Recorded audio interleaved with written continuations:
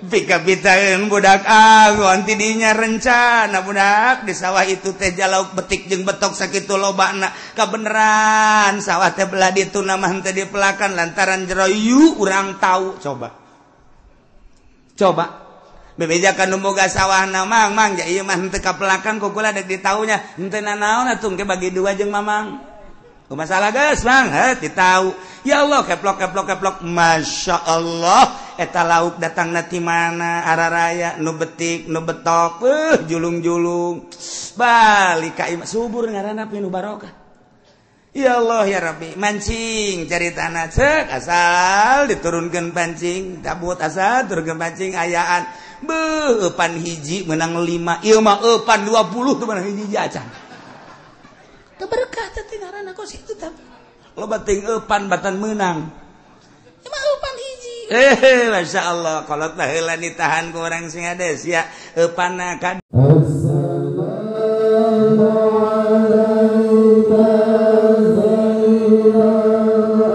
Bismillahirrahmanirrahim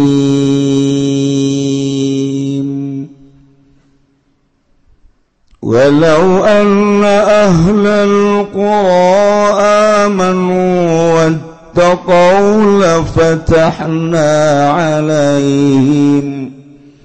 لفتحنا عليهم بركات من السماء والأرض ولكن كذبوا الرسل فأخذناهم بما كانوا يكسبون Allah alam bimuradih walau ana alal qura lamun tetep satuna ahli negara al-mukadzibin ka ngagorokeun kabeh ku ngimankeun ya ahlal qura billahi Allah wa rusulihim lan pirang-pirang utusan ahlal qura wattaqau lan pada wararadi lan pada ngaraksa ya ahlul qura ing al-kufra ing kufur wal ma'asi lan pirang-pirang maksiat la fatahna maka yang tinggal limpahkeun izun agung bitakhfifi wa tasydid kalawan dan takhfif macaan la fatahna wa tasydid lan dan tasydid la fatahna alaihim ingatasi alil qura barakatin ing sake kabarakahan minas samai saking langit bil matari kalawan udan wal ardi lan bumi bil nabati kalawan sake cucukulan walakin kadzabu lan tetapi ngagorokeun ya ahlal qura rusula ing pirang-pirang rasul faqadnahum maka nyiksa ingsun agung ing ahlul qura aqabnahum tegese nyiksa ingsun agung ing ahlul qura bimakanu kalawan sebab barengkangan ahlul qura iku ngausaya ahlul qura kalawan ma afa amina ahlul qura ayatiyahum basuna bayatan wa hum naimun Wallahu a'lam bimaradi anata maka ngimankeun maka ngarasa aman sapa ahli negara al-mukadzibuna kang ngagorokeun kabaingan tatekahum ing ahlul qura pabasuna siksa ingsun agung azabun tegese siksa ingsun agung bayatan lewengi lailan tegese wengi wa hum utawi ahlul qura naimuna iku kang turu kabeh gofiluna tegese kang lali kabeh anhu saking azab wa amina ahlul qura ayatiyahum basuna duha wa hum yal'abun wallahu alam bimaradi anata ngarasa aman sapa ahli negara nya tategahum ing ahlul qura basuna pasiksa ingsun agung Tuhan dalam waktu Tuhan naron tegese awan wa hum yal'abuna utawi ahlul qura iku lagi memengan ahlul qura kabeh afa aminu makrallahi fala ya'manu makrallahi illa al-qaumul khasirun wallahu a'lam bimuradi. Afa amin wa natamaka ngara zaman ya halul quramakullah ing panyandu ya Allah istidrajau tegese panyungkun Allah iyahum iya lil qurabin ni'matika lawan ni'mat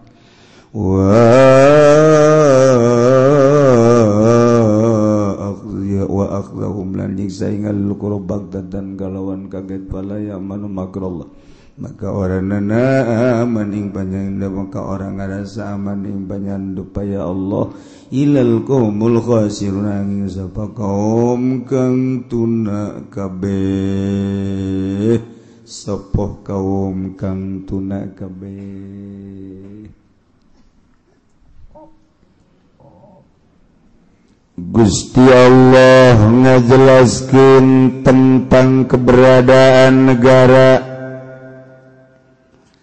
Setelah Allah merinci satu-satu negara nu pernah disiksa ku Gusti Allah, negara Yordania dengan Kangjeng Nabi Lut, umatna teu ngimankeun dibalikeun ku Gusti Allah. Kangjeng Nabi Soleh, Kangjeng Nabi Nuh, Kangjeng Nabi Hud, Kangjeng Nabi Shu'aib.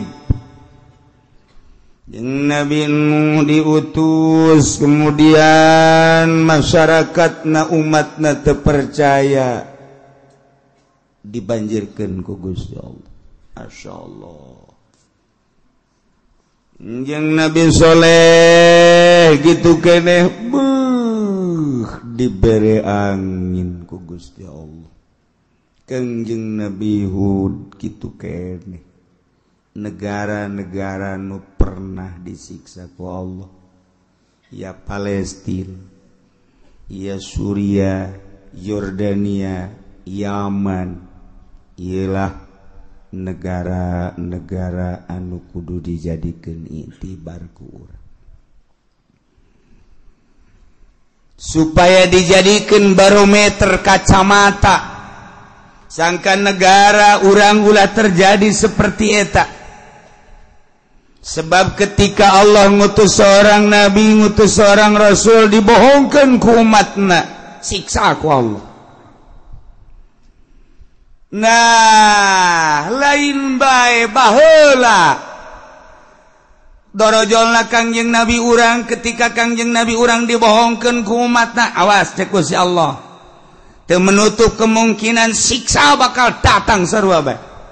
Setelah Kangjeng Nabi urang pupus, dilanjutkeun ku para khulafaur rasyidin, dilanjutkeun ku para tabi'in, dilanjutkeun ku para aulia-aulia Allah.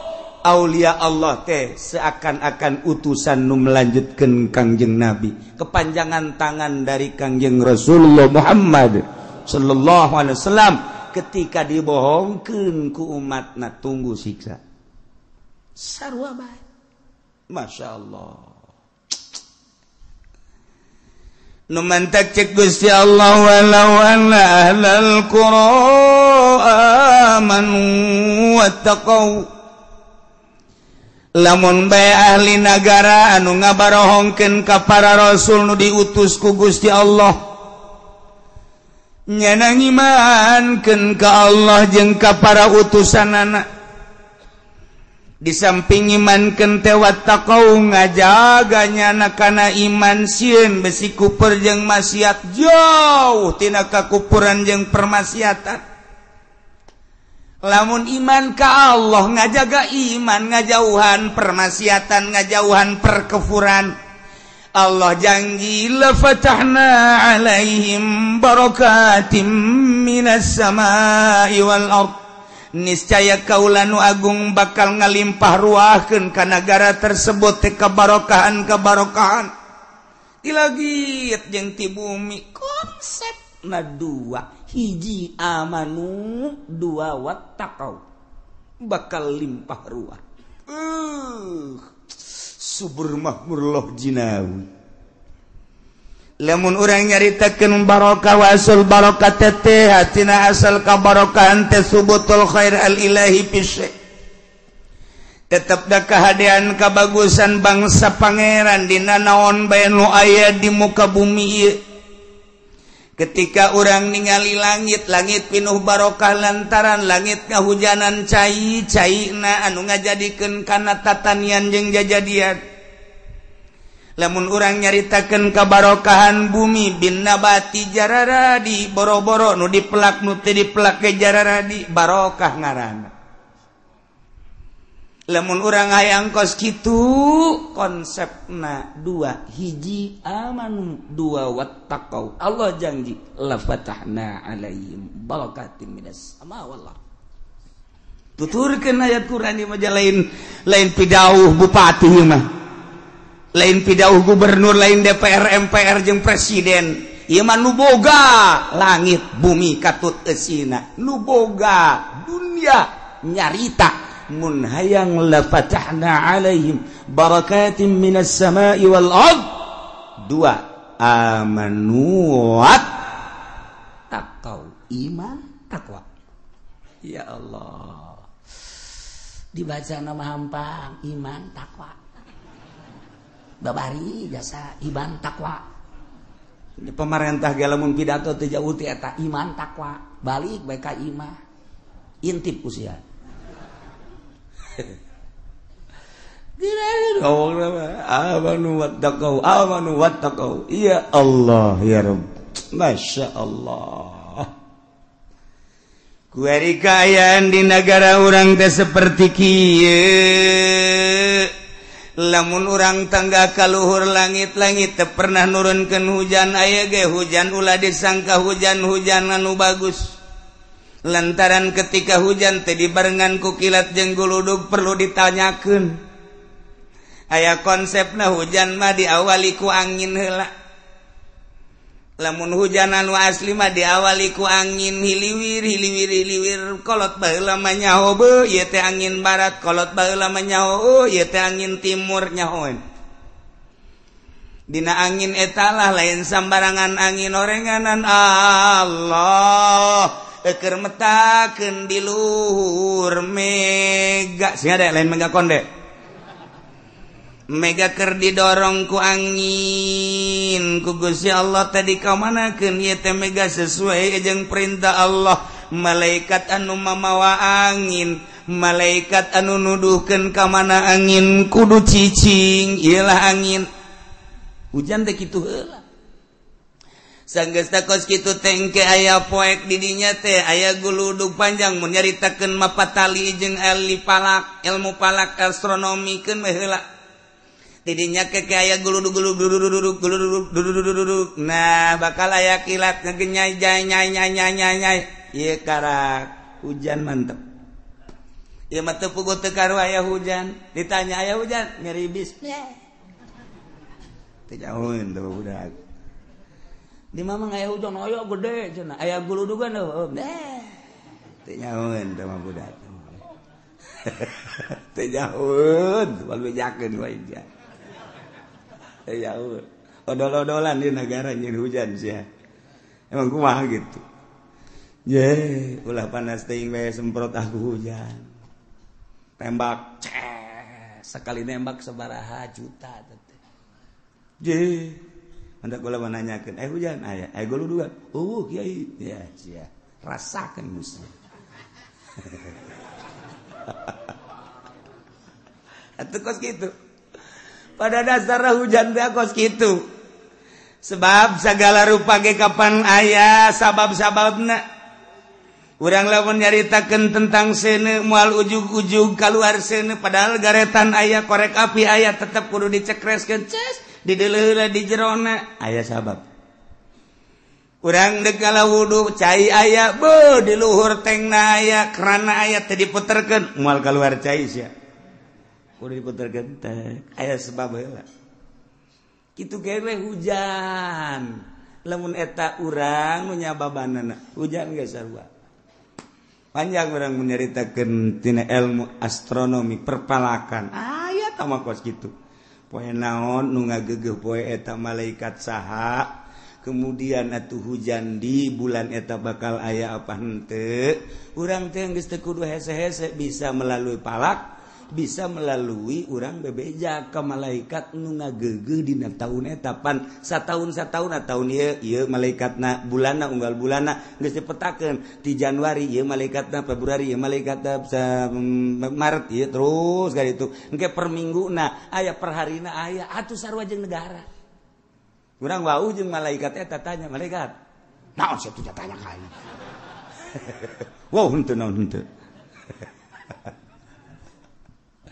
emang bisa tuh nabi mah bisa wali ge bisa datang ka mana tahapanana emang kumaha kieu urang teh baheula roh teh can make baju ngaranna aya di alam lahut ketika eta roh diturunkeun ka alam jabarut kudu dipakaian alam jabarut ketika di alam jabarut dek diturunkeun ka alam malakut alam malaikat kudu make pakaian alam malakut ketika ieu di alam malakut dek diturunkeun ka alam mulki ka alam urang make pakaian alam mulki mah pakaianna jasad ieu teh pakaian roh urang di alam ieu mah roh kudu make ieu ketika naik ke alam malakut teu kudu make nu ieu roh aya pakaianna pakaian malaikat naon cenah teh kiai dijieunna di mana dijieunna di Taylor mana sia mah nyaritakeun Taylor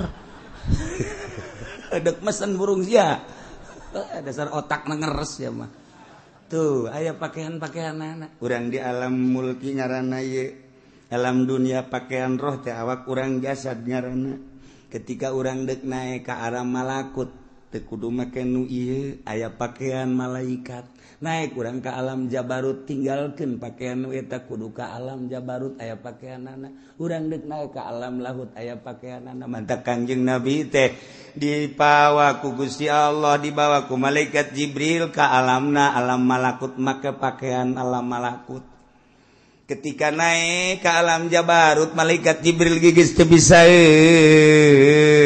nganter cek Kangjeng Nabi Jibril ti handap babarengan jeung maneh nya atuh ka dieu maneh ninggalkeun ampura cek Jibril lain wilayah kula mah tuh ti desa anu ka desa anu eta wilayah kula tah mah desa atuh teu bisaeun malaikat Jibril ge sebab teh mah alamna alam jabarut hanya Kangjeng hampura cek malaikat Jibril kurang mah di dieu pakaian kula mah ieu Kangjeng Nabi di pakaian alam jabarut ninggalkeun malaikat Jibril tak naik Masya Allah tidinya mah geus sewenunya iwal ti Gusti Allah naik deui ka alam lahut nyanggakeun sadaya-daya kos kitulah urusan Kangjeng Nabi lamun Kangjeng Nabi ditaekeun ka alam malakut ditaekeun ka alam jabarut ditaekeun ka alam lahut sedengkeun Kangjeng Nabi teh kapan nyarita dina Al-Qur'an pidauh Gusti Allah kan Gusti Allah teh nyaritakeun laqad kana lakum rasulullahi uswatun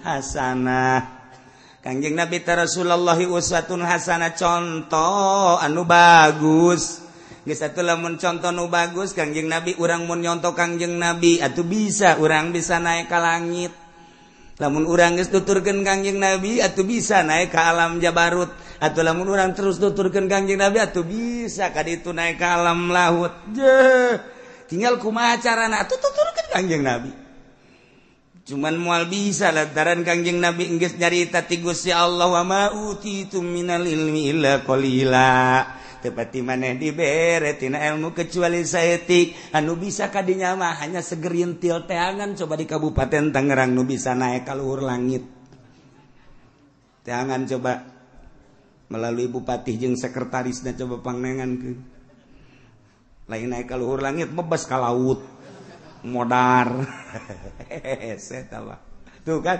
berarti aya sebab lamun eueuh manusia anu kos kitu hancur Jakarta dipimpinku hancur Indonesia untung aya kene jelema nu kos karar itu nah ieu mah keur carita jelema lamun geus datang ka alam malakut berarti manehanana teh geus teu ngabutuhkeun ieu naik ka alam malakut babarengan jeung malaikat bisa negor ka malaikat teh ieu nyaritakeun eta maksudna oh ono opo malaikat ti mau beureun ieu mah nya ono apa sih nakon-nakon begini malaikat, ini kira-kira bulan ini hujan apa enggak? Cak malaikatnya non urusanan atuh sia. Hujan jeung teu teu urusan pangeran, teu mendek nanya bae. Tapi mah rahasianya, ulah dibejakeun ka jelema moal. Awas ieu mah kan urusan di alam malakut. Lamun sia turun ke alam jabarut, ke alam mulki, nya alam nasut ngaranna urang teh. Ulah beja moal. Tuh geus dibere nya ku malaikat. Aya manusia nu dibere. Kos kitu sebabnya nana geus bisa ninggalkeun ieu.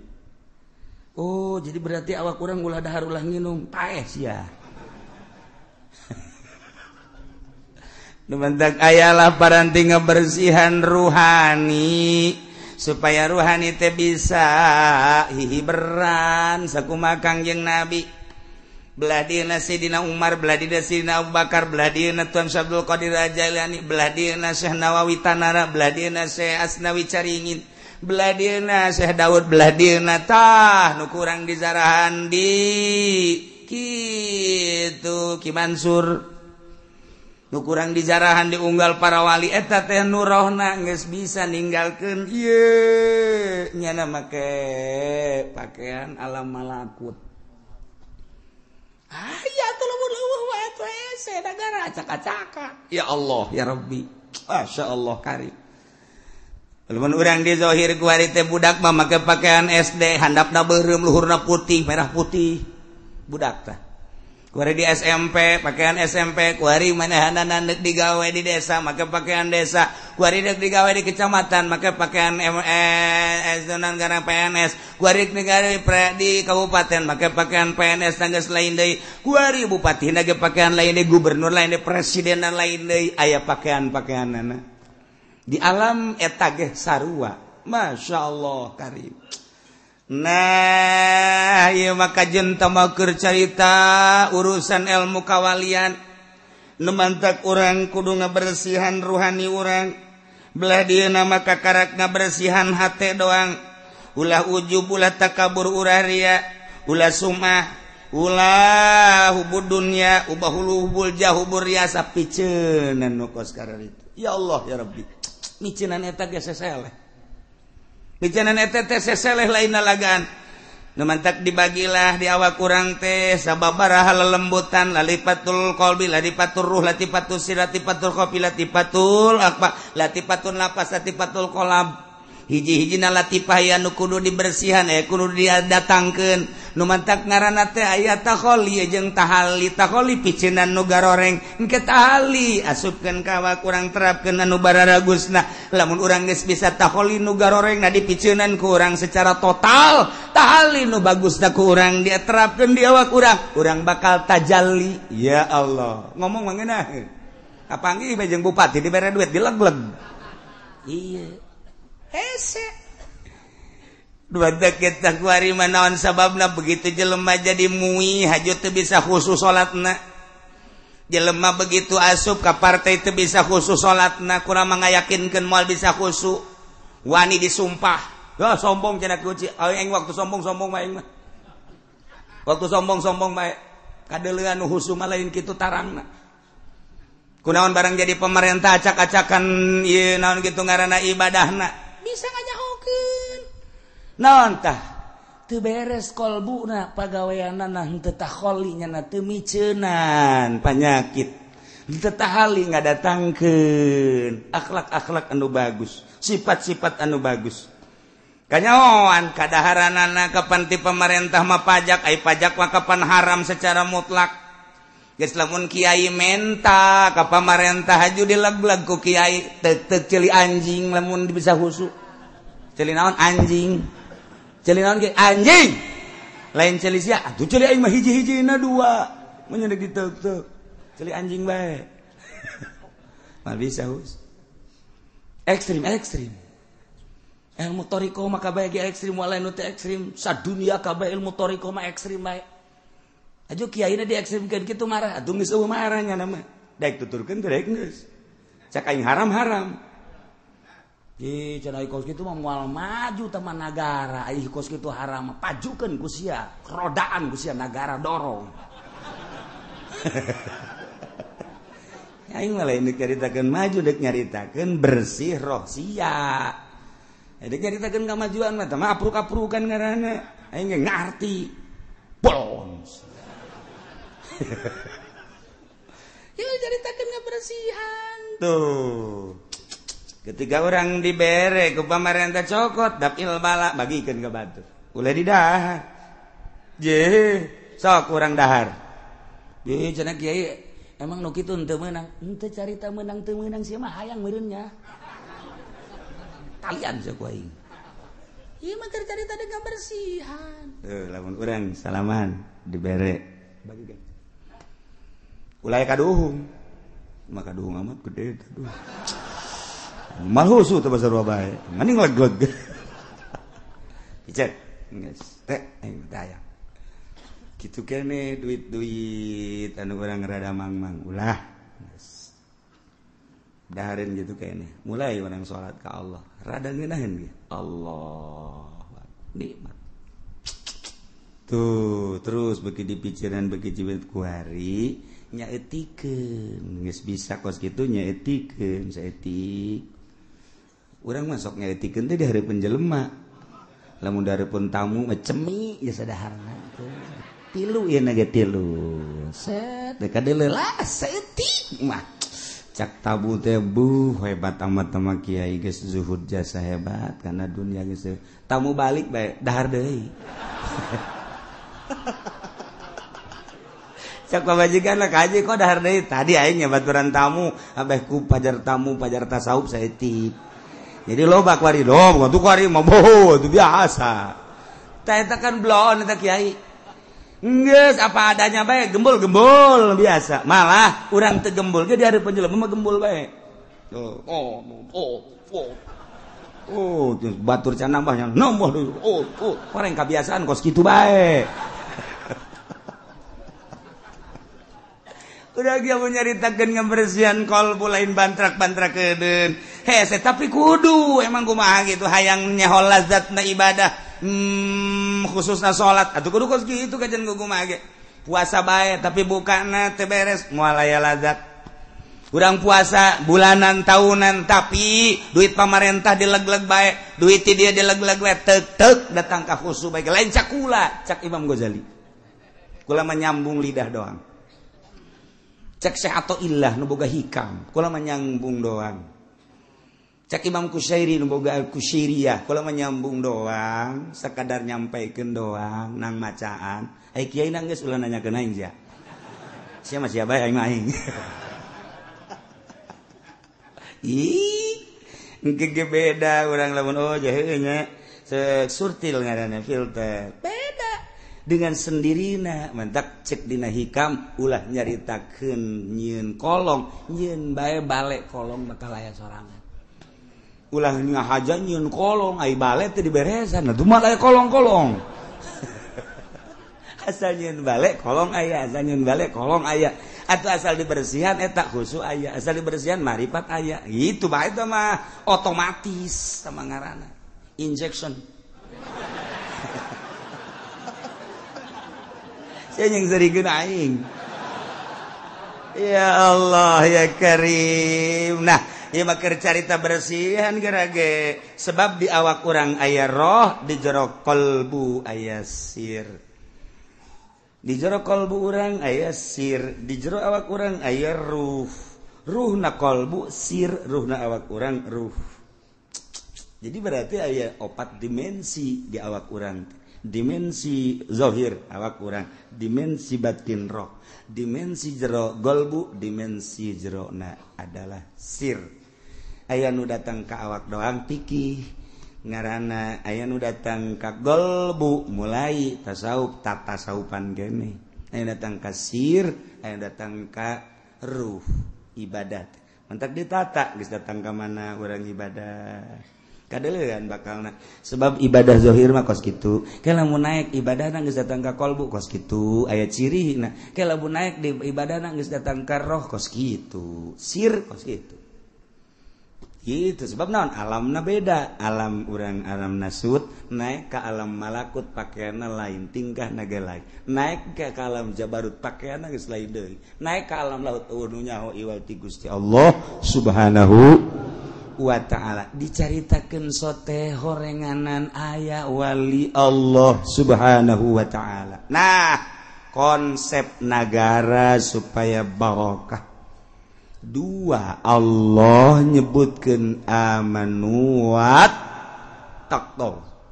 takwa iman jeung takwa kuali lamun urang nalah negara urang tangga kaluhur langit teu pernah ngahujanan urang neuleuh ka bumi sawah telaan kuari maneuleuh ka empang cai mah ayangan hararejo nele urang ke perkebunan kuari geus bararotak geus lain hejo nele urang ka jalan cai kuari cai teh butek aya anu kering eueuh caian bahkan aya nu geus sababaraha daerah kekurangan cai berarti kan pinuh ku teu berkah ketika urang kapanggih jeung jelema asa teu menyatu sia-sia aing-aing padahal mah masyarakat jeung pamarentah teh hirup di hiji nagara teh eta pamarentah teh ngurusan aset-aset negara jang rakyat tapi kunaon kuari mah rakyat ketika neuleuh polisi asa pa aing-aing ketika rakyat neuleuh abri asa teu menyatu kos lain alam urang lamun neuleuh polisi okos di alam luar polisi mah lain urang Indonesia nya nama urang planet urang lamun neuleuh abri kitu kene kok teu menyatu amat sih aya naon garis pemisah antara masyarakat jeung polisi antara masyarakat jeung abri kitu kene jeung pamarentah komo lamun masyarakat ngadenge pengacara jeung hakim asana geus lain deui jasa padahal mah ayana hukum teh jang negakeun keadilan jeung kemakmuran kejujuran di bangsa di negara urang kemudian lantaran orang bodoh minta bantuan ke pengacara supaya nu bener dibenerkeun nu salah disalahkeun tapi pada kenyataan nama horenganan lain kos kitu kulantaran lain kos kitu masyarakat gadenge pengacara teh geus tabu masyarakat gadenge hak hakim teh geus tabu masyarakat gadenge jaksa teh geus tabu geus asa lain bangsa Indonesia nya nama bangsa jin tu lain deui teu berkah. Ketika orang ninggalin nu keberkahan mah ieu langit nurunkeun hujan teh karasa ku urang tiis lantaran dibarengan ku angin nyelecep hujan teh sing kolocor digigir imah urang di sawah di jalan sapoe dua poe katingali kos ngembel taneuh teh iyalah pinuh barokah teu kebal jarara dijukut di sisi-sisi imah urang di sawah di huma di kebon-kebon Masya Allah menang saminggu hejo ngeplok kadeuleu ku urang jembar rarasaan hate teh neuleuh pasawahan teh Masya Allah suburna nu luar biasa caina ngemplang teh lila di pelakan pare hejo rata luar biasa urang ningali ka sawah di sawah teh loba caian Masya Allah lauk betik jeung lauk julung-julung lulumpatan bunga jasa kebelah dituna aya lele segala aya gabus Masya Allah ningali di solokan-solokan anak ya Karim eta mah lele rombongan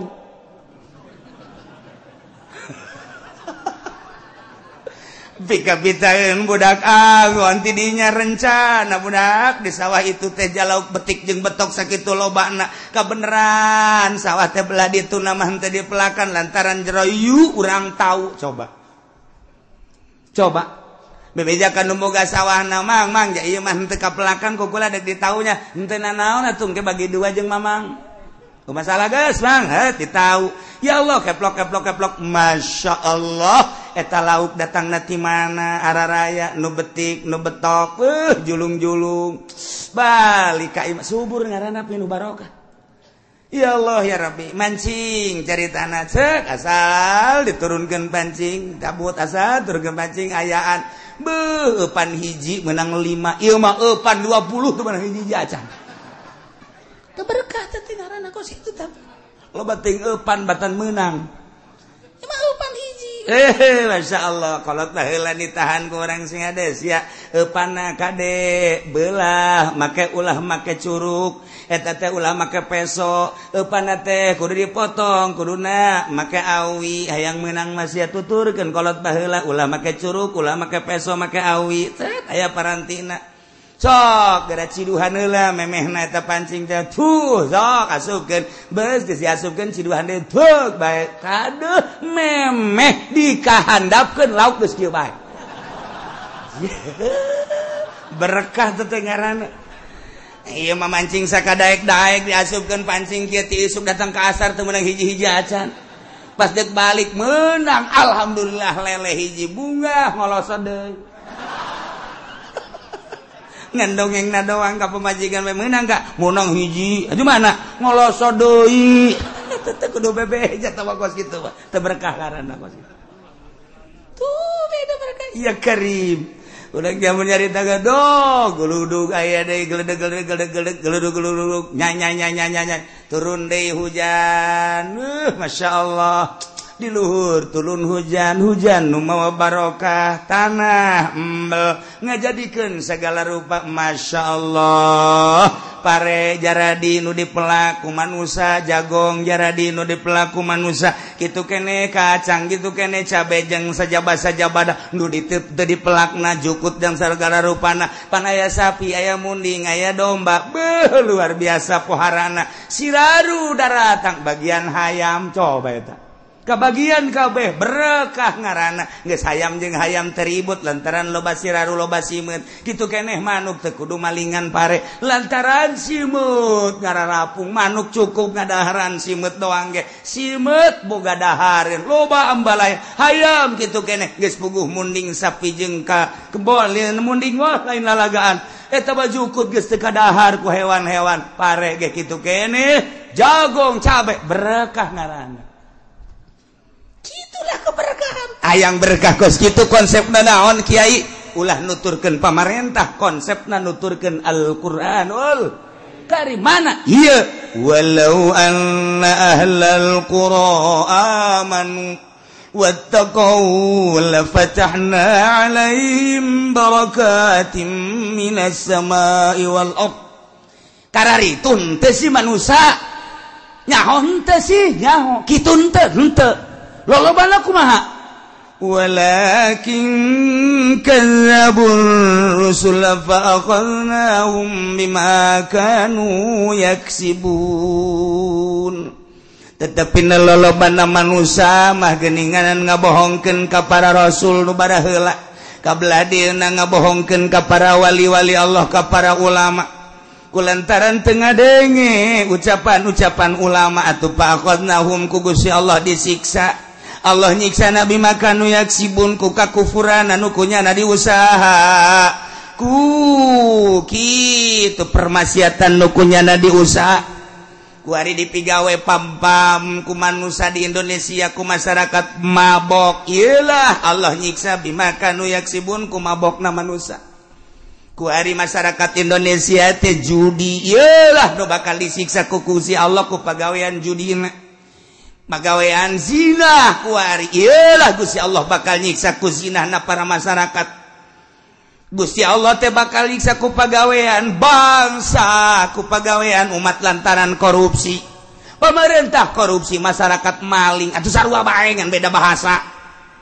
iya Allah bakal nyiksa ulah kaget lamun kuari teu diberkahkeun negara Indonesia nu sakieu suburna tetangkalan narareueuh kuari mah beuh pare-pare geus teu panen sakarawang sasubang Bandung Indonesia Tangerang mah geus puguh pertanian ieu tapi kapan aya sabaraha kontrakan kuari anu ditutup bae nu ngontrak teu berkah kan ngaranna teu berkah kuari anu boga 50 kontrakan kuari aya anu 10 doang anu ngeusi 40 eueuh barang ditanyakeun lantaran pabrikna gulung tikar balik teu berkah aya deui pengontrakan nu belah ditu eusi namangan unggal kontrakan loba nu maling bae pindah nya ka kontrakan lain teu berkah sarua bae ieu geus teu berkah ya kuari ya Allah ya Rabbi nah urang lamun neuleuh di Indonesia lamun urang ningali ka India kamari kapanasan 4000 nu pararaeh sabada kapanasan kuari di hujanan ku Gusti Allah geus 2500 supaya mejeunana Pakistan kamari 2500 keur panas mah kuari di hujanan ku Gusti Allah 1000 nu paeh hitung ku sia teu kudu make kalkulator 1000 Kashmir deui geus aya hampir 1000 nu paeh dah para raeh padahal malamun ku urang dihitung eta teh derajatna kakarake 49 derajat can 50 Saudi Arabia mah geus mencapai 50 tapi henteu naon tenan siksa mah geus kitu aya naon eta di India nu nyaho Iwal ti jelema nu nyaho atuh heses yang masih ngomong aya seorang dai waliullah dakwah di India kemudian pada bulan Rajab kemari jelema tersebut diculik dibawa ke Amerika dibunuh hiji waliullah nomor kedua ya jelema dakwah di India sarua bae istimewa dakwahna eta teh kira-kira umur 45 tahun wah jelema loba jasa nu arasub Islam culik deui ku Amerika dibunuh deui di Pakistan hiji golota mah kemudian nyada dakwah lain lalagaan hebatna eta jelema dakwah teu perlu kuguna dicaritakeun ngaranna kemudian tangkap di Pakistan dibunuh keneh di Pakistan terakhir di Kashmir eta ge sarua bae dibunuh kula geus boga pilih ngan aidek ngomong besi nyanyahoanan sakula di bulan Rawah teh asana India disiksa kajen ku kumaha sebab nu dua eta wali Allah nu di Pakistan wali Allah asana kajen ku kumaha kena siksa ngan teu ngomong we kula Masya Allah terjadilah sabaraha ribu datang ka kuari panas paeh loba cai paeh kana bae ulah sadawara ieu dicaritakeun sote lainna naon sing hade atuh di negara urang ulah terjadi seperti kitu yuk urang tingkatkeun sifat kebangsaan urang sifat kitu kepatriotan urang keagamaan urang ngahiji sakumaha baheula ulah aya gap ulah aya jurang pemisah antara urang jeung pamarentah antara urang sesama urang ieu mah urang salap itu modern kok aya beda nu modern ka salap sinis baik orang salap atau pernah sinis kan nyana eta menyaritakeun tentang kebobrokan modern atuh lain sinis ngaranna ngajelaskeun nya teu pernah sinis tapi kunaon nyana embung kapanggih ieu nu bakal jadi siksa kitu keneh jeung pamarentah jalain keheul nu jadi pamarentah ge kadang dulur urang kadang tetangga urang kadang kawauh urang ketika dicaritakeun kabobrokanana pajar aya ge lain karena sehat sing hade sia ulah kitu atuh ieu negara urang ieu teh lain nu maneh ulah mentang-mentang kerja di pemerintah bupati gubernur presiden asa nu aing nu urang kabehan wajar lamun urang negor kade ulah sok kamalinaan teuing da leluhur urang inget leluhur urang baheula ieu teh hasil merdeka teh nang kolot urang baheula nah nyatukeun ku urang ieu akibat daripada pasalia Muhammadiyah ka dieu lempangna NU ka dieu lempangna Golkar ka ditu lempangna P3 ka dieu lempangna PKB ka dieu kapan cenah jang bangsa kok beda-beda sih nah ieu lah nu kudu ku urang diperhatikeun diamati supaya urang ngahiji aya butuh mah partai pek bae ketika teu butuh deuk kudu dikumahakeun deui nah lamun urang amanu wattaqau Allah janji la fatahna alaihim barakatim minas sama duh lamun geus dibere barokah kan ngeunaheun urang hujan turun ngeunaheun taneuh jadi tatanen gitu keneh hasil tanina kemudian kurang didahar ngeunah di daharna jadi cai mani disalurkeun ka pamajikan urang cara nyalurkeunana make aturan Islam maca doa heula urang Allahumma jannibis syaiton wa jannibnas syaitana ma razaqtana mun teu nyahoeun mah pamajikan nanya mah ngadoa heula emang nanaonan ih sia mah kumaha sih engkos duduk ngariung bae jagana ngata ku ka pamajikan kudu ngaji mun teu ngaji pajar ngariung urang udah kan salurkeun ka pamajikan urang set ketika urang deuk kaluar cai mani aya babacaanana di jero hate bae lantaran ayat supaya naon anakna supaya nyaho kana agama ya Allah aya aturan-aturanana disalurkan ayalah terkandung di jero beuteung ibu keluar Masya Allah gunting rambut di marhabaan kabelah dieuna aya HP malaikeun kunaon eta lantaran tadina dibacaan di doa aya TV bungeun nya nama ngan deuleu doang paling ya iya mah lu mantak anak kurang gede can sakola geus sayang meuli HP kemudian dibelikeun jamarah bae main internetnya na di HP ge wih luar biasa kabelah dieuna bisa muka sorangan tek nu susu teh nu ping-ping teh budak leutik eta teh kos kitu geus teu bisa ditahan ku kolotna kolotna mandi kunyana dipoto tolong teh coba belon teh anak nu kos kitu coba ulah ngabelonkeun ka anak baheulana teu ngadoa geus kulantaran teu ngadoa atuh anak setan pan setan teh bebeja ka gangjengna ka Gusti Allah Gusti ari abdi teh bagian pamajikan abdi di mana atuh Gusti teh dijawab ku Gusti Allah setan nunjukkan ka Gusti Allah Gusti ai pamajikan abdi di mana 3 kali kakarak cek Gusti Allah barengan jelema anu jima jeung pamajikanna teu maca bismillah heula teu ngadoa ka aing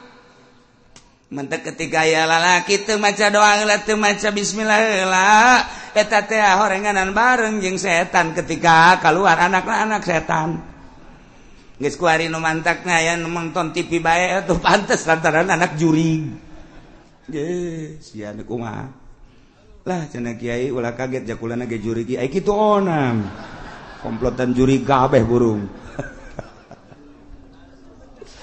laila konsepna walau anna ahlal qura amanu wattaqau dibulak-balik supaya urang teh ieu bisa ningkatkeun iman urang bisa ningkatkeun takwa urang ka Gusti Allah Abeku Gusti Allah diturunan janji Allah la fatahna alaihim barakatim minas samai wal ardh geus teu kudu istisqa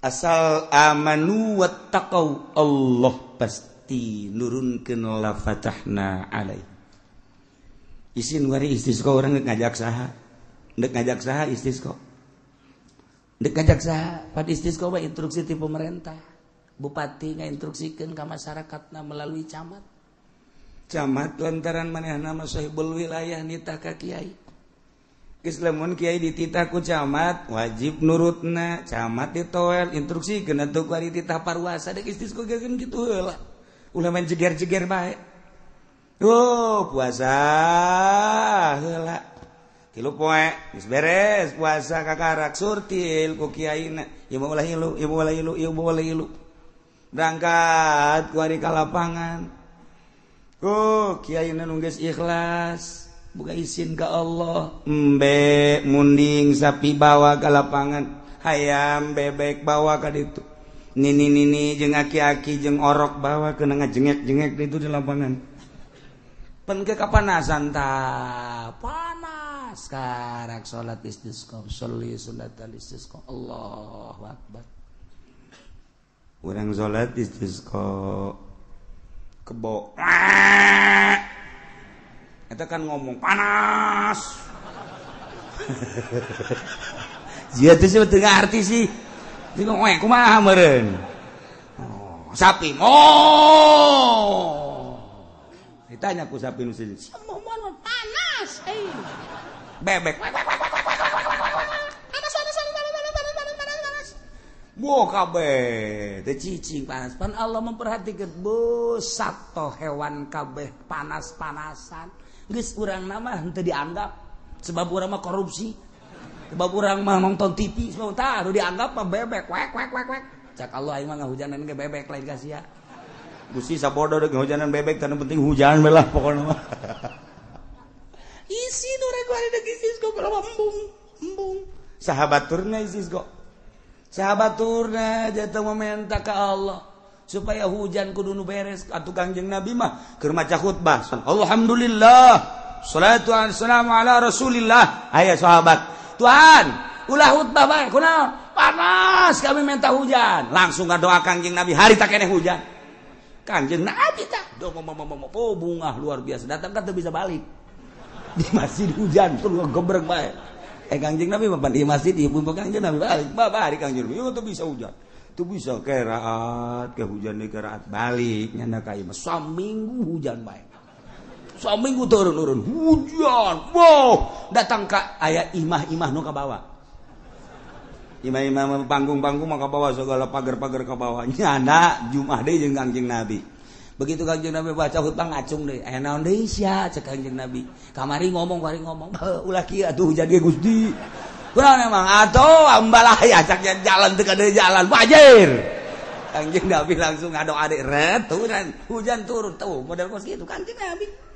Masya Allah. Nah iya wani urang ge lamun nuturkeun jelema nu ikhlas mah aya nuturkeun nu teu ikhlas aya teh ge nutas naon ngaranna istisqa di nelayan di hareupeun nelayan di haharuan ku kiai sama istisqa sih di nelayan itu ibadah ya urang mah pokona mah di mana tadi mana belum teh coba ngajawab kalau dimaksud nah yang hujan itu urusan hujan urang pangeran urang mah penting mah istisqa baik itu ganjaran pan teu datang ka maksud dong mah datang ge kan ibadah doang istisqa dilaksanakeun tahajud henteu intip urang barang penting hees bae cak sia ibadah bego